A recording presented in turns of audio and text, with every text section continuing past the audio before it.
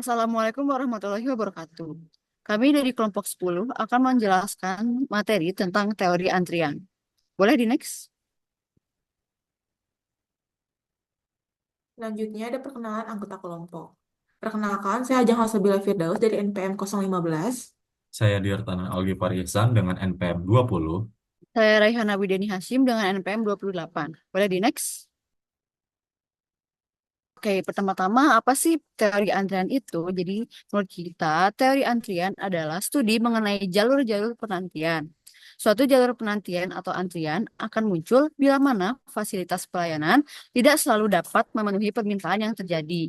Nah, tujuan ini tuh untuk menentukan jumlah fasilitas pelayanan yang akan memberikan besaran biaya yang minimum. Terus, mengapa ini tuh penting untuk riset operasi? Nah, karena itu bisa membantu dalam pengambilan keputusan mengenai jumlah dan kapasitas fasilitas layanan yang diperlukan. Terus tata letak juga dan pengaturan sistem antriannya juga, serta alokasi sumber daya. Boleh di next? Nah, mungkin ini ada diagram dari konsep dasar antrian. Nah, ini tuh ada beberapa komponen. Yang pertama itu paling kiri ada calling population. Nah, calling population ini atau populasi panggilan adalah sumber dari pelanggan atau entitas yang memerlukan layanan. Lanjut ada queue atau antrian. Nah, ini tuh adalah jalur penantian tempat pelanggan atau entitas menunggu jika fasilitas pelayanan sedang sibuk. Nah, mungkin ketika ada lebih banyak permintaan daripada kapasitas layanan yang tersedia, pelanggan harus menunggu dalam antriannya. Terus ada service facility atau fasilitas pelayanan. Nah, ini tuh adalah tempat atau sistem yang memberikan layanan kepada pelanggan. Jadi, untuk sistem antrian ini tuh adalah keseluruhan sistem yang mengelola aliran entitas dari populasi panggilan melalui antrian hingga akhirnya ke fasilitas pelayanan. Nah, dengan kita mempelajari konsep ini tuh kita bisa mengoptimalkan sistem antrian untuk mengurangi waktu tunggu dan bisa meningkatkan kepuasan pelanggan. Sekaligus juga bisa mempertimbangkan biaya dan efisiensi operasional. Boleh di next. Baik, selanjutnya merupakan jenis-jenis sistem antrian. Dalam riset operasional, sistem antrian digunakan untuk memodelkan dan menganalisis proses di mana pelanggan atau entitas menunggu untuk mendapatkan layanan. Berikut ini adalah jenis-jenis sistem antrian. Yang pertama, sistem antrian berdasarkan jumlah saluran atau channels. Terdapat dua tipe, yaitu single channel dan juga multi channel. Yang kedua, sistem antrian berdasarkan jumlah tahap pelayanan atau phases. Terdapat dua tipe, yaitu single phase dan juga multi phase. Yang ketiga, sistem antrian berdasarkan sifat distribusi waktu kedatangan dan waktu pelayanan. Terdapat 4 tipe, yaitu MM1, MMC, MG1, dan GG1.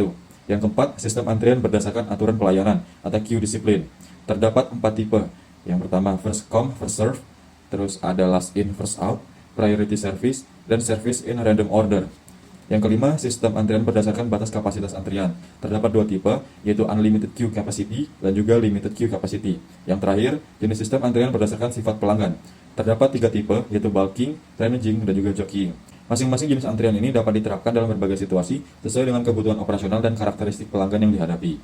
Pemilihan jenis antrian yang tepat sangat penting untuk mengoptimalkan efisiensi dan kepuasan pelanggan. Selanjutnya ada notasi kendali dalam sistem antrian. Dalam sistem antrian, notasi kendali yang sering digunakan adalah A, B, C, N, dan K yang mengidentifikasi karakteristik utama dari sistem antrian.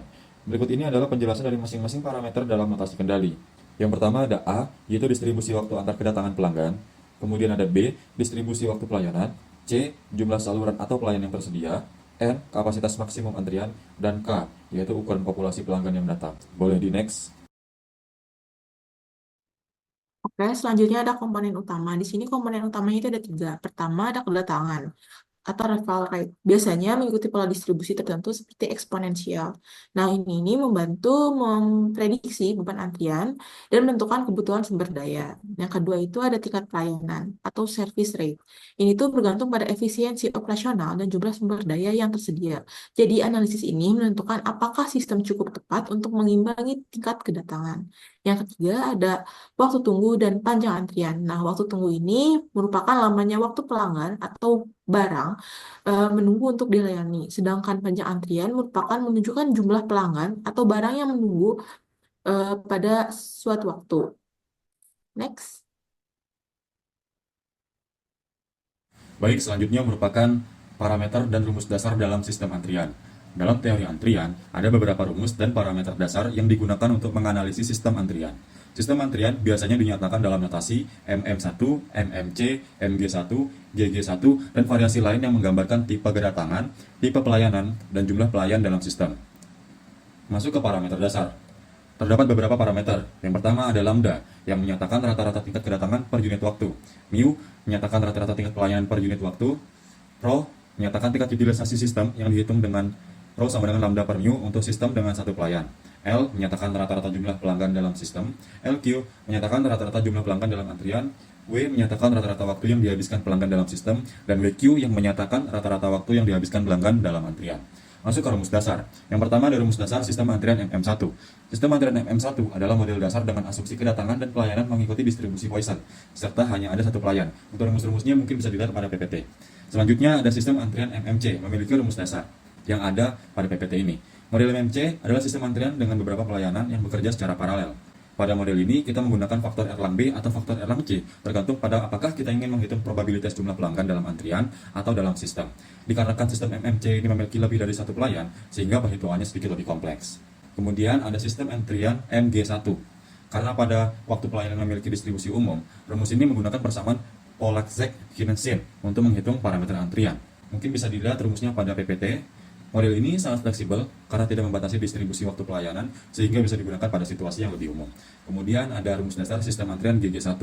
Karena sifatnya yang sangat umum, GG1 memiliki perhitungan yang kompleks dan tidak memiliki rumus eksplisit sederhana seperti model antrian lain.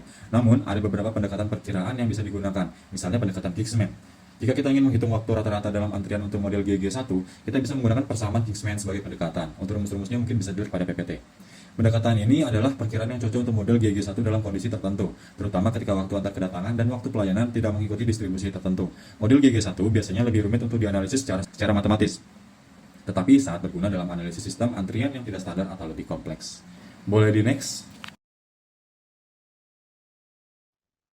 Oke, selanjutnya ada contoh aplikasi teori antrian dalam kehidupan sehari-hari. Nah, yang pertama ini ada contoh di rumah sakit.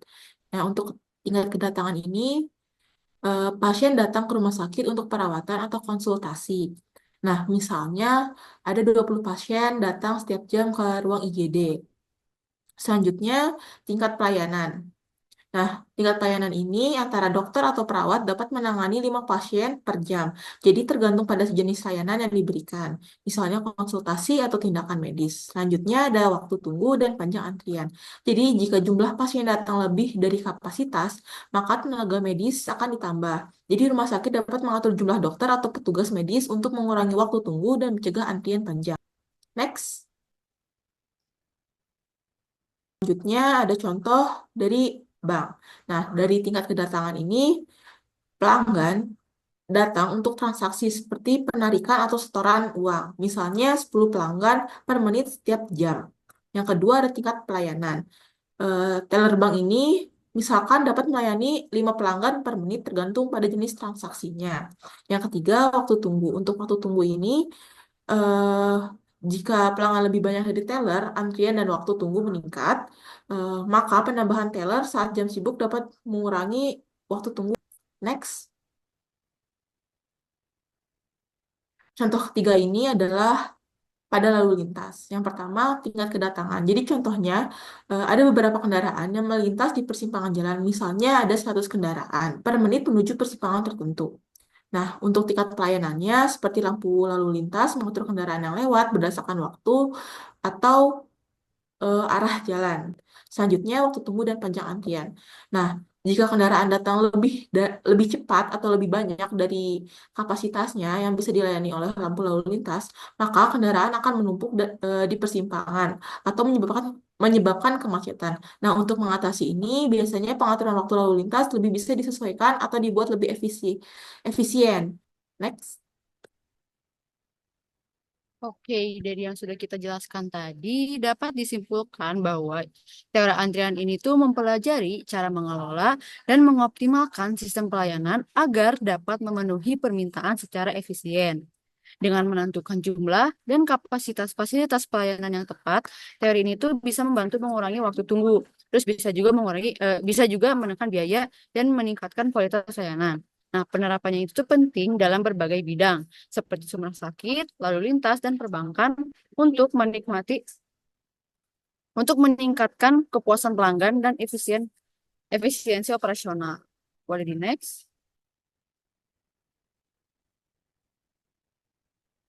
Oke, mungkin segitu saja dari kami penjelasan terkait dari antrian. Mohon maaf bila ada salah kata. Wassalamualaikum warahmatullahi wabarakatuh.